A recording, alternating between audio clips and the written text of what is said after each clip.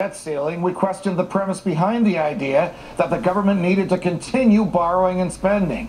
Should we believe these failed Keynesian arguments, or should we listen to the Austrians? Take a listen.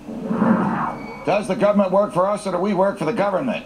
Are there any serious economic thinkers who believe that the passage of the debt increase will lead us to prosperity?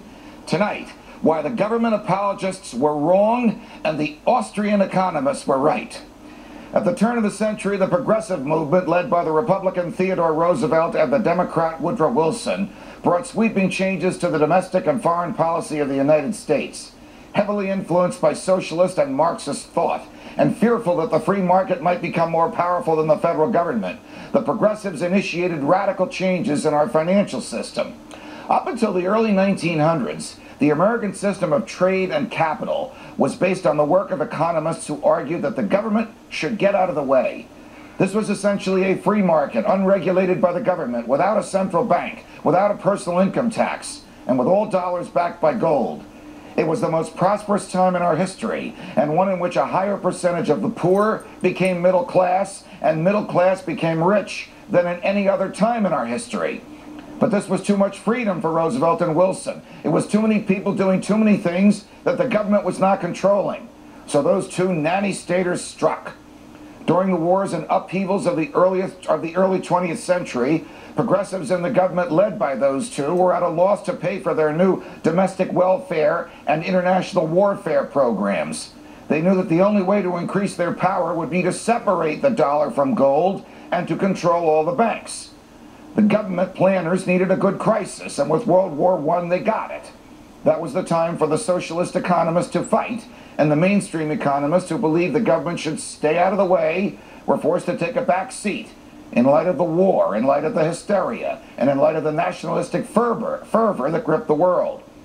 During the interwar period, a fierce debate erupted between the free market economists, who were called Austrians, and the socialists in the government. The Austrians, who were not necessarily from Austria, argued that socialists could never figure out how the government could manage an economy. Austrian economists such as Friedrich von Hayek and Ludwig von Mises revealed the absurdity of having central planners in Washington decide what the price of wheat should be rather than letting the free market decide it. In the years leading up to 1929 and the great stock crash, the Austrians stood alone, arguing against the socialists who had taken over the United States monetary system. But the federal government put the Austrians aside, and the wealth of the United States was turned over to the central bankers, who declared just days before the 1929 crash that the economy was good. It had reached a plateau. Sound familiar? Today, the federal government spends about $3.7 trillion a year, but it only collects about $2.2 trillion a year in taxes. The tax revenues are not likely to go up, but after the debt ceiling increase, the spending will go up.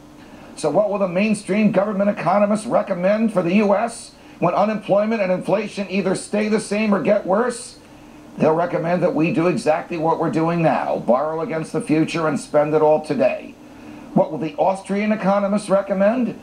They'll recommend what has worked throughout history: cut spending, lower taxes, save money, and restore a sound monetary system based on gold. Since the debt deal has passed, the stock market has sunk like a rock in a pond. 500 points today alone. The president blames that on greed. The Democrats blame that on taxes that are too low. The Republicans have gone home. You know the reason the market is sinking and unemployment is rising. It is the futility of doing the same thing over and over and over again and expecting a different result.